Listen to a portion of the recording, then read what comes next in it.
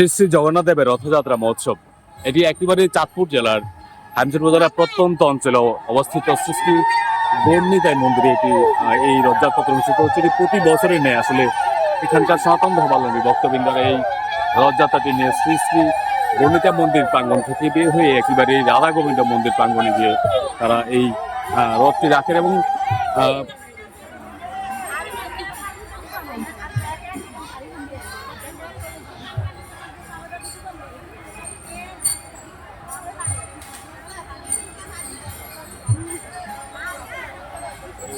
শ্রী শ্রী গণিতের মন্দির থেকে তারা এই রথযাত্রাটি নিয়ে চরভাঙ্গা উচ্চ বিদ্যালয়ের মাঠ প্রাঙ্গণে আসলে যেই রাধা গোবিন্দ মন্দিরটি রয়েছে সেই রাধা গোবিন্দ মন্দিরে তারা আসলে এই রথটি নিয়ে যান এবং তারা উল্টো রথযাত্রায় আসলে এখান থেকে আবার এই ভগবান জগন্নাথকে তারা নিয়ে আসেন। প্রতি বছরে নিয়ে আসলে খুব উৎসব মুখর পরিবেশে এই রথযাত্রা মহোৎসবটি অনেক আনন্দের সহিত উদযাপন করেন এই অঞ্চলের সনাতন ধর্মাবলম্বীরা।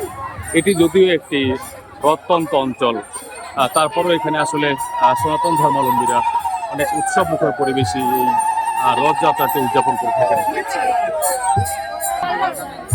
এই রথযাত্রা উদযাপনকে ঘিরে আসলে সনাতন ধর্মাবলম্বীদের মধ্যে যেই আনন্দের উচ্ছ্বাস আমরা দেখছি, সকলেই মনে করেন এই রথের দড়ি আসলে টেনে নিলে তার জীবনে সকল পাপ মোচন হয় এবং এই রথযাত্রা উৎসবের মধ্যে দিয়ে তারা নিজেকে পবিত্র করেন এবং সনাতন ধর্মাবলম্বীরা মনে করেন যে এই রথযাত্রা উৎসবটি উদযাপনের মধ্যে দিয়ে এবং রথের দড়ি টানার মধ্যে দিয়ে তার জীবনের সকল পাপ থেকে তারা মুক্ত হন।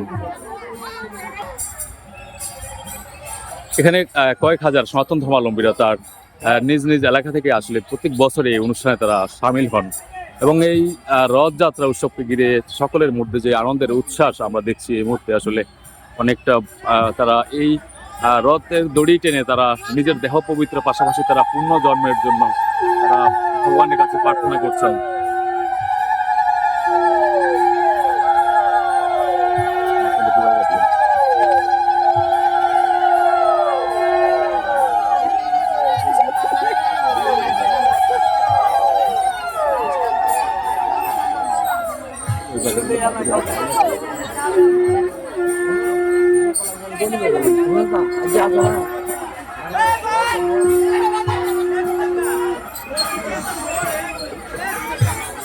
না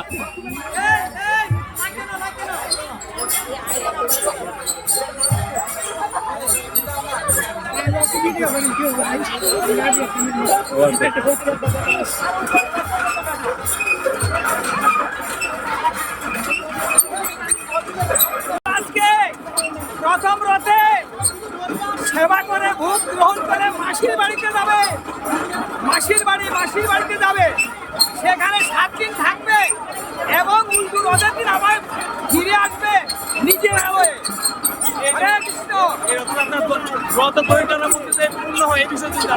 হ্যাঁ, এই রথযাত্রা মানে মহাযজ্ঞ, যাগযজ্ঞের সেই অশ্বমেধ যজ্ঞের ফল হয়।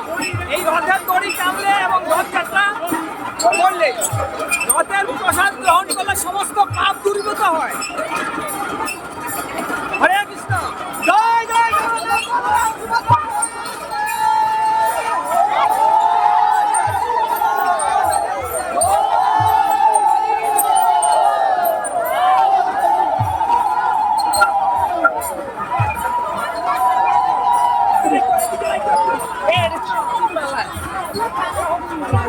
যেমনটা জানাচ্ছিলেন এখানকার পুরোহিত মশাই, আসলে তিনি বলছিলেন যে এই রথদড়ি টানার মধ্য দিয়ে ভক্তদের যে পূর্ণ হয় তারা আসলে এই জন্মের সকল পাপ থেকে তারা মোচন হয়, তারা স্বর্গবাসী হন, তারা এমনটাই দাবি করছেন এই রথযাত্রা মহোৎসব থেকে।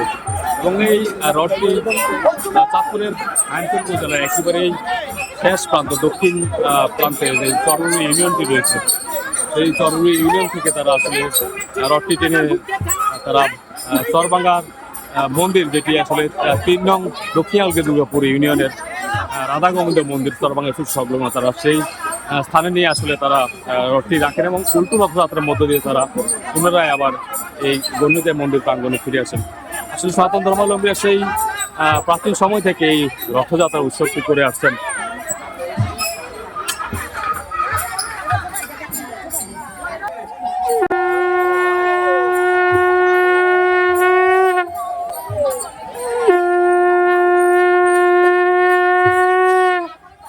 আসলে আমরা যেমনটা দেখছি ভক্তদের আসলে শঙ্খধ্বনি এবং উলুধ্বনির মধ্য দিয়ে এবং জগন্নাথের যেই ধ্বনির মাধ্যমে আসলে তারা এই রথযাত্রা এটিয়ে নিয়ে যাচ্ছেন।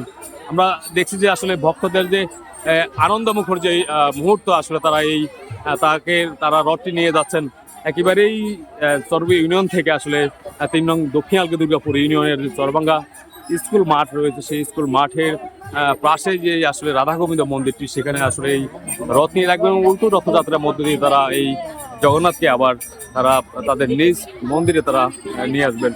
এই রথযাত্রাকে ঘিরে আসলে সনাতন ধর্মাবলম্বীদের মধ্যে যে উৎসব মুখর পরিবেশ আমরা দেখছি। এখানে বিভিন্ন গ্রাম থেকে আসা সনাতন ধর্মাবলম্বীরা একত্রিত হয়ে আসলে তারা রথটি টেনে নিয়ে যাচ্ছেন।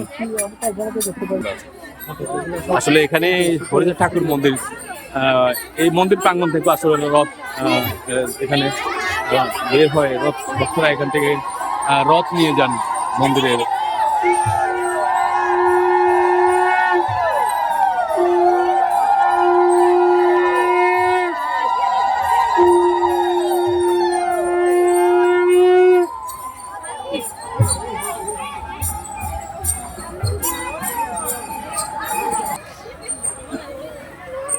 আসলে এখানে ছোট থেকে শিশু, বৃদ্ধ থেকে আবাল বনিতা সকলে আসলে এই রথযাত্রা উৎসবে তারা যুক্ত হয়েছেন। আসলে এখানে বিভিন্ন অঞ্চল থেকে আসা যারা ভক্তবৃন্দরা আছেন তারা সকলেই মিলে আসলে এই রথযাত্রা মহোৎসবটি অনেক সুন্দর করে উদযাপন করছেন।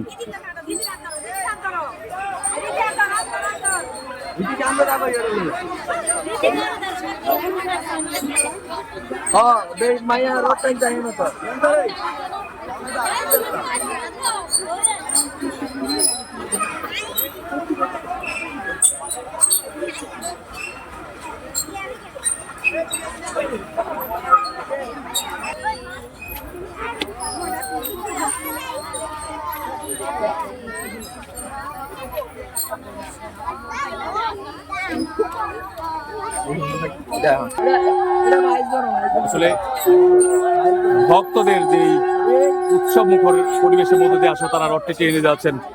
দীর্ঘ প্রায় 1 কিলোমিটার মতো তারা রথটি টেনে নিয়ে একেবারে চরবি ইউনিয়ন থেকে তারা যে দক্ষিণালগি ইউনিয়নের চরভাঙ্গা উচ্চ বিদ্যালয়ের পাশে যে রাধা গোবিন্দ মন্দিরটি আছে সেখানে তারা এই রথযাত্রাটি সেখানে রাখেন এবং উল্টো রথযাত্রায় তারা আবার সেখান থেকে রথ নিয়ে তারা গণ্ডিতে মন্দিরে ফিরে আসেন।